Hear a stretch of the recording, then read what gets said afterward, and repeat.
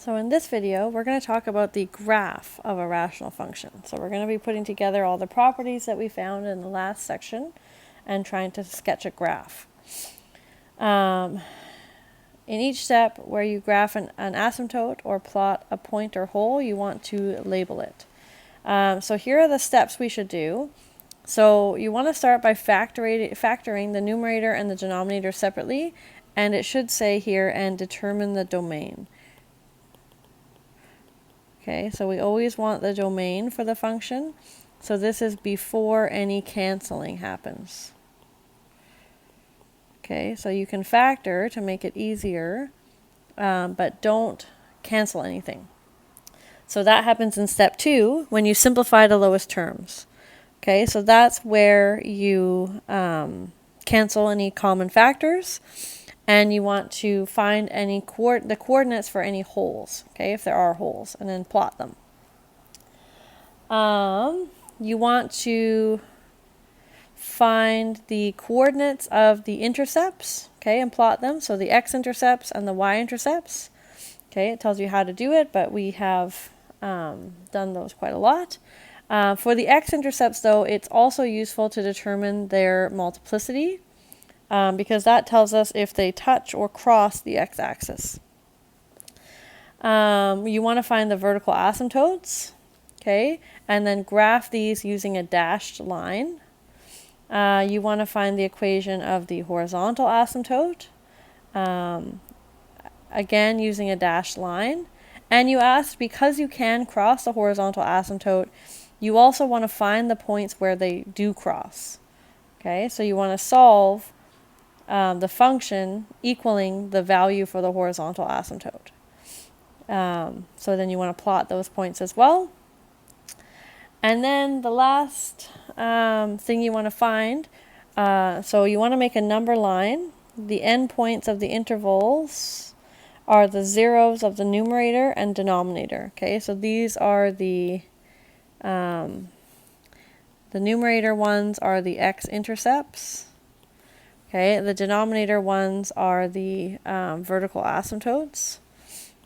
So that's where your function can change from positive to negative or negative to positive. So if we test a value in each interval, we can find out if the graph is above or below the x-axis. Okay, so that's going to help us know where to do our sketches if we don't have any points. And obviously you want to plot the points that you find. Okay, and then you want to put that all together with a sketch. Okay, so let's just go through an example here. So here's my function. So r of x is 4x minus 4 equals x squared minus 4. So the first thing I want to do is factor. So I can pull out a 4 from the top, and then I have x minus 1. The bottom is a difference of squares. So it's x minus 2 times x plus 2. So then I want to determine the domain, okay, which there's no canceling happening, but the domain is where the bottom is 0, so that's going to be at plus or minus 2. So my domain is x not equal to plus or minus 2. The vertical asymptotes being lower in the steps, I would do it right now. Okay, so these are both vertical asymptotes. So there's no holes in this graph. Okay, so they're both vertical asymptotes, so we could plot them. Okay, so there's a vertical line at x equals negative 2 and a vertical line at x equals 2. Okay, so that's the domain. We also want the, so no holes. We also want the intercepts. Okay, so the y-intercept, we're going to set x equal to 0. Okay, so that's going to be r of 0, which is 4 times 0 minus 4 over 0 squared minus 4. So it's minus 4 over minus 4, which is 1. So that means that I have a point at 0, 1. Okay, so that's my y-intercept. Then I want the x-intercept. Okay, so that's when the top is 0.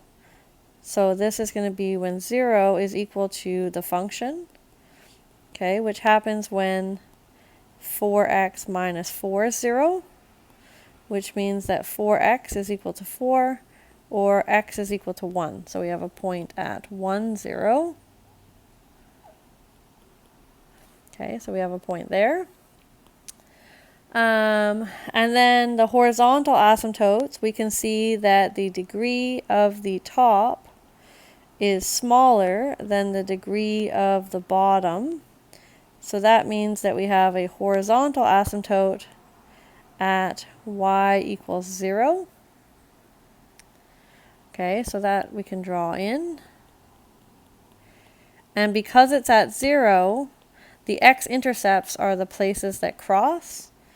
Okay, so our graph crosses the horizontal asymptote at x equals 1. Okay, we already found that. Okay, so that is from up here, solving where the function was equal to 0. Okay, so that's where the function is equal to the horizontal asymptote. Okay, so we already did that. And then, so now we want to make the number line. So I'm going to do that down here so that I have lots of room. Okay, so I want to put on this values where the top is 0 and values where the bottom is 0. Okay, so that's going to be -2. Okay, so that's going to split the interval. So this is when the bottom equals 0. Okay, one place. The top equals 0 at 1.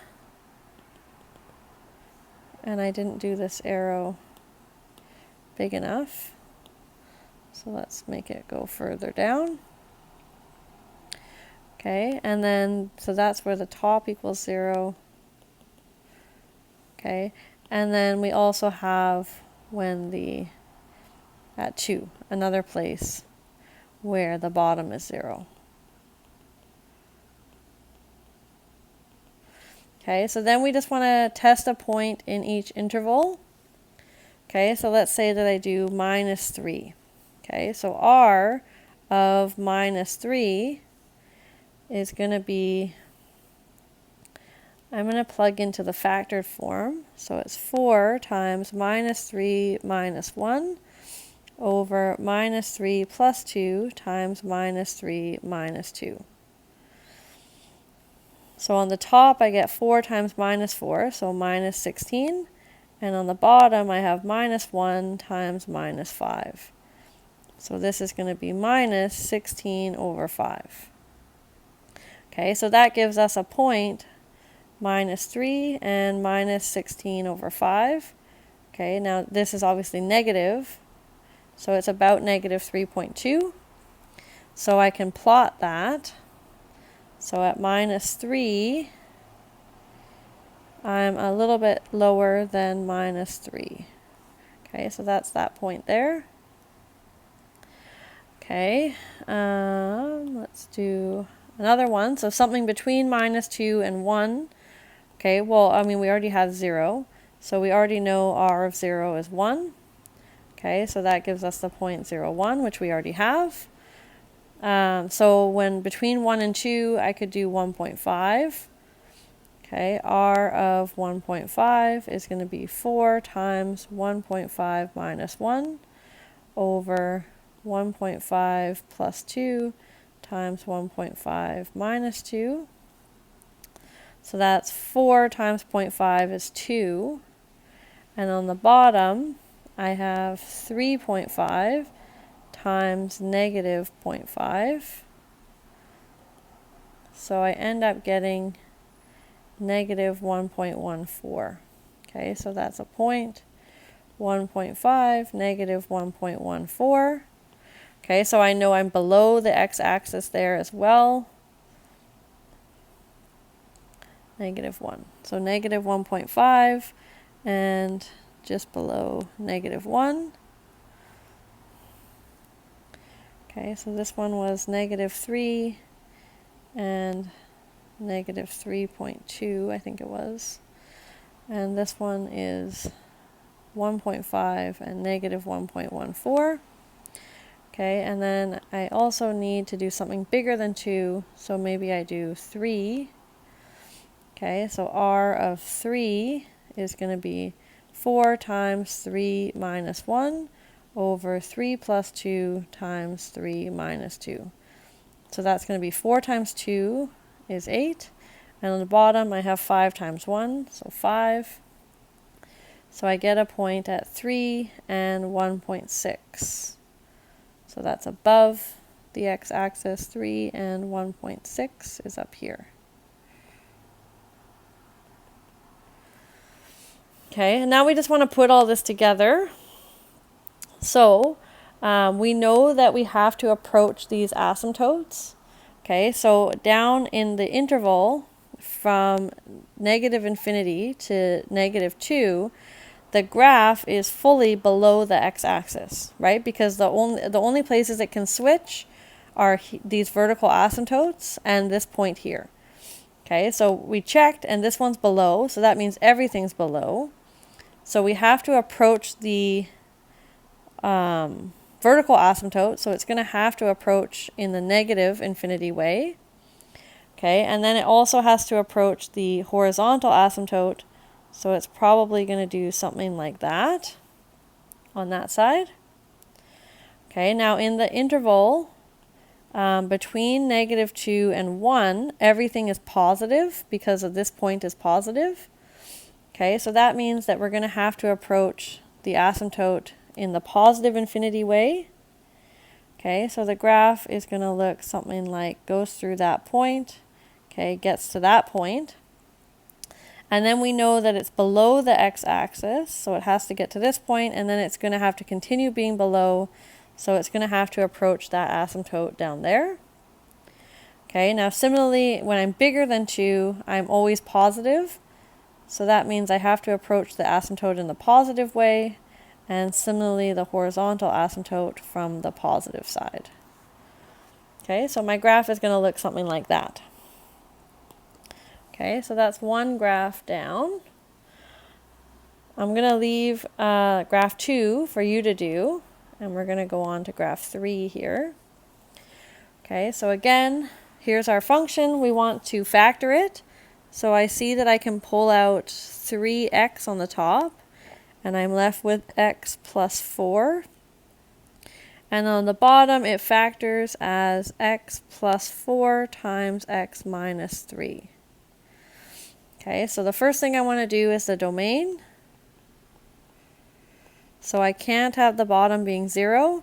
So that means that x cannot be -4, and x cannot be 3. Okay, now because t of x simplifies, okay, so now I can simplify t of x. Okay, so the x plus 4s are going to cancel. So t of x is actually equivalent to 3x over x minus 3, as long as x is not equal -4. Okay, so that means because of that canceling, that means that x equals -4 is a whole. Okay, so not a vertical asymptote. Okay, now the y value of the whole is going to be when I plug in -4 into the simplified version. So that's 3 times -4 over -4 minus 3. So -12 over -7. So that's 12 over 7, which is approximately 1.71. Okay, so we have a whole at -4 and 1.71. Oops. Okay, so we know that, so we might as well plot that. Okay, so -4 and 12 and 1.7. So somewhere around here, there's a hole. Oh, I should have done this in blue. 1, 2, 3, 4, and there. Okay, so that's negative 4 and 12 over 7. Okay, that's a whole. We also know that x equals 3 is a vertical asymptote because that problem is still left. Okay, so I can draw that asymptote in here as well.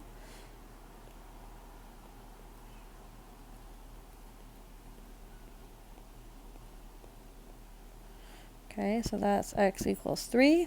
Okay, so we have that asymptote. Now we also want the intercepts. Okay, so the y-intercept, that's set x equal to 0, and we can use the simplified version. Okay, so that is going to be y equals 3 times 0 over 0 minus 3. So that's 0 over minus 3, which is 0. So that means that we get a point, or the y-intercept is at 0, 0. Okay, so that's there. So we have a point at 0, 0. The x-intercept, we should see if there's any more. So that's when 0 is equal to the simplified version. Okay, and this only happens when 3x is equal to 0, which is when x is equal to 0. So that's the same point that we already have. So that's the only x-intercept. Now the degree of the top is 1, which is the same as the degree of the bottom. So that means that we have a horizontal asymptote. Okay, and it's at y equals the leading coefficients. So it's going to be at y equals 3 over 1, okay, or y equals 3. Okay, so we can draw that. So at y equals 3,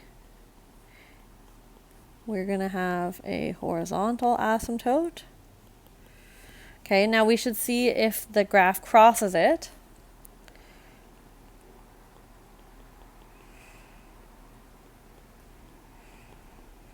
Okay, so that means that we want to solve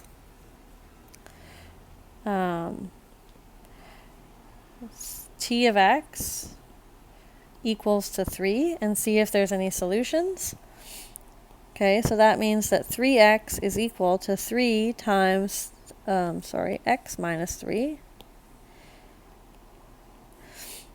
So that means that 3x is equal to 3x minus 9 when I expand the 3 through.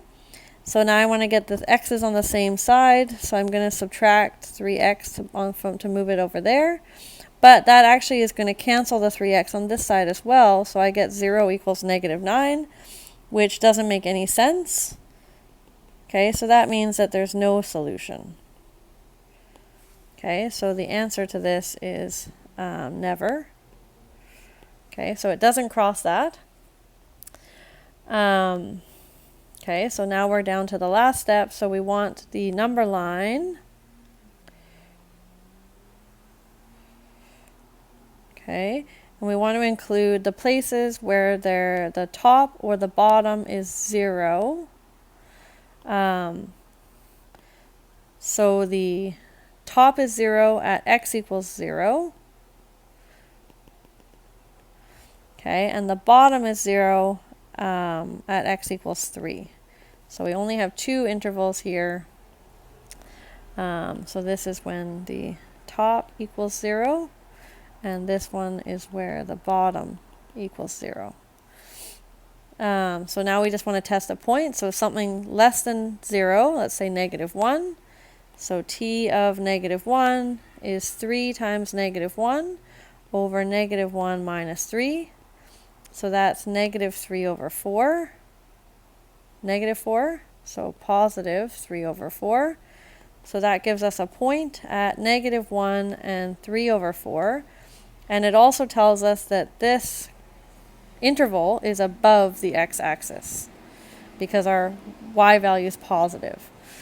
So at negative 1, we're at positive 3/4. Okay, so that's there. Okay, so I get that point. Okay, now I want to check something between 0 and 3, so maybe 1. Okay, so t of 1 is 3 times 1 over 1 minus 3. So that's 3 over negative 2. Okay, so we get the point 1 and negative 1.5. Okay, so that means that this interval is all entirely below the x-axis because our y value is negative. Okay, so let's plot that point. Okay, so at 1, we're at negative 1.5. Okay, so it's down there. And then something bigger than 3, okay, maybe 4. So t of 4 is 3 times 4 over 4 minus 3. So that's 12 over 1. Okay, so that's 12. So we get a point at 412. Okay, and also this interval is above the x-axis. Okay, so at 4, which is here, we're at 3, 4, 5, 6, 7, 8, 9, 10, 11, 12. We have a point up there.